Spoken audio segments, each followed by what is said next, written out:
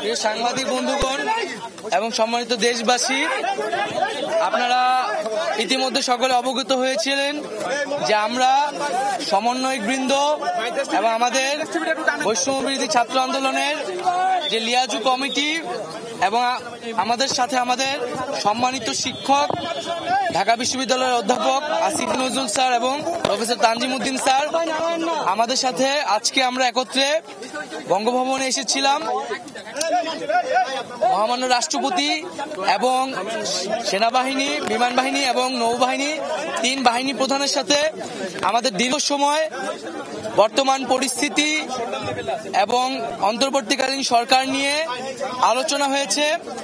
আমাদের একটি ফলপ্রসূ আলোচনা হয়েছে এবং ছাত্র নাগরিক অভ্যুত্থানকারীদের পক্ষ থেকে যেই সরকার প্রস্তাব করা হবে সেই প্রস্তাবিত সরকারই চূড়ান্ত অন্তর্বর্তীকালীন সরকার হবে, সেই নিশ্চয়তা আমরা আজকে বঙ্গভবন থেকে পেয়েছি। আমরা প্রাথমিকভাবে আমাদের অন্তর্বর্তীকালীন সরকারের জন্য সরকারের প্রধান উপদেষ্টা হিসেবে সর্বজন গ্রহণযোগ্য নোবেল পুরস্কার বিজয়ী আন্তর্জাতিক খ্যাতিসম্পন্ন ব্যক্তিত্ব ডক্টর মোহাম্মদ ইউনূসের নাম প্রস্তাব করেছিলাম এবং আজকে মহামান্য রাষ্ট্রপতিও সম্মতি দিয়েছেন ডক্টর মোহাম্মদ ইউনূসকে প্রধান করেই অন্তর্বর্তীকালীন সরকার দ্রুত সময়ের মধ্যে গঠন করা হবে। এবং আমরা এই অন্তর্বর্তীকালীন সরকারের একটি প্রাথমিক তালিকা দিয়ে এসেছি, যেখানে নাগরিক সমাজ সহ ছাত্র প্রতিনিধিত্ব রয়েছে এবং খুবই দ্রুত সময়ের মধ্যে আমরা এই তালিকাটি নিয়ে বিভিন্ন রাজনৈতিক পক্ষের সাথে আলোচনার মাধ্যমে এটি চূড়ান্ত করা হবে এবং খুবই দ্রুত সময়ের মধ্যে অন্তর্বর্তীকালীন সরকার ঘোষণা করা হবে। এবং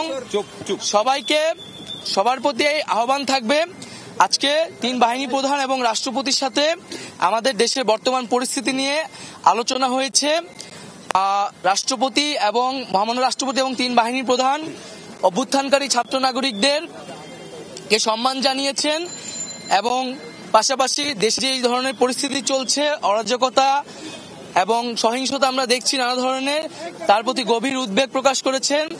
এবং আমরা সকলের প্রতি আহ্বান জানাবো যে অভ্যুত্থানকারী ছাত্র নাগরিকদের প্রস্তাবিত সরকারি বাংলাদেশে দ্রুত সময়ের মধ্যে ঘোষণা করা হবে। জনগণ যাতে সেই আস্থাটি রাখে এবং আমাদেরকে অবশ্যই সরকারি স্থাপনা, রাষ্ট্রীয় সম্পদ এবং আমাদের যে সংখ্যালঘু সম্প্রদায় রয়েছে তাদেরকে রক্ষা করতে হবে এবং পুলিশ বাহিনীকে, আইন শৃঙ্খলা বাহিনীকে পুনর্গঠনের মাধ্যমে দ্রুতই জনগণের মধ্যে শান্তি শৃঙ্খলা ফিরিয়ে আনার জন্য নিয়োগ করা হবে।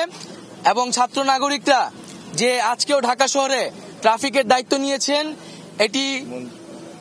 এটি মন্দির পাহারা দিচ্ছেন, এটিকে সবাই প্রশংসা করেছেন এবং দেশের আইন শৃঙ্খলা বাহিনী ফিরে আসা না পর্যন্ত আমাদেরকে সবাইকে সতর্ক থাকতে হবে এবং আমাদেরকে এই যে কোনো ধরনের নাশকতা যাতে না হয়, লুটপাট যাতে না হয়, সেজন্য ছাত্র জনতাকে পাহারা দিতে হবে, সতর্ক অবস্থানে থাকতে হবে। সকলে মিলে ছাত্র জনতার দেশ গঠনের মাধ্যমে আমরা যে নতুন বাংলাদেশ, সেই বাংলাদেশ বিনির্মাণ করব। নির্বাচন দিতে হবে, এই বিষয়ে আপনারা কোনো স্পেসিফিক আলোচনা করছেন কিনা? অন্য উপদেষ্টাদের বিষয়ে কোনো আলোচনা হয়েছে কিনা? আমি এটা একটু বলে দেই। হ্যাঁ, নাই তোমার অনুমতি নেই বলছি। আমাদের এই তালিকা যেহেতু চূড়ান্ত হয় না, এটা এখন প্রকাশ করা হবে না। আর অন্যান্য বিষয়ে আলোচনা চলছে, কতদিনের সংখ্যা এসব বিষয়ে আলোচনা চলছে আর কি। সেটা আমরা 10 থেকে 15 জনের একটা প্রাথমিক তালিকা দিয়েছি। সেই তালিকাটি এখন আমরা প্রকাশ করব না, যেহেতু এটা একটা প্রাথমিক। সেটা আমরা আরো চূড়ান্ত করে দ্রুত সময়ের মধ্যে